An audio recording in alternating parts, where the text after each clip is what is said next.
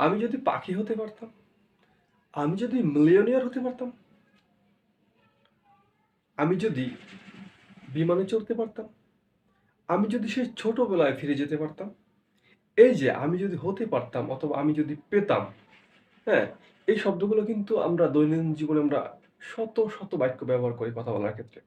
তাহলে এই যে আমি যদি হতে পারতাম বা আমার যদি থাকতো, ও এর ইংরেজি শব্দ হচ্ছে I wish, যদি থাকতো বা যদি হতাম। ঠিক আছে? আমরা এই শব্দটা আমরা I wish শব্দ দ্বারা প্রকাশ করে থাকি। তা এটা আমরা সেন্টেন্সটা এভাবে তৈরি করতে পারি, I wish এর পরে I wish তারপর সাবজেক্ট দিয়ে আমি were ব্যবহার করব। আরো একটা নিয়ম আছে, I wish তারপর সাবজেক্ট দিয়ে could প্লাস ভার্বের বেস ফর্ম। তাহলে ওইটা একটু কঠিন লাগলে একটা দরকার নাই। I wish, হ্যাঁ, তারপর subject plus were। I wish I were a bird, I wish I were a child again, I wish I were a millionaire।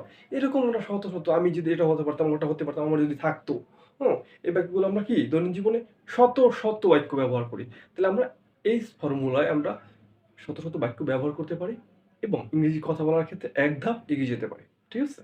তাহলে আমরা অবশ্যই এটা, হ্যাঁ, আমরা শিখে আমরা কি দৈনন্দিন জীবনে আমরা শত শত বাক্য ব্যবহার করবো, প্র্যাকটিস করবো। ঠিক আছে বন্ধুরা? তো আজকের মতো এ পর্যন্তই। ভালো থাকবা, সুস্থ থাকবা।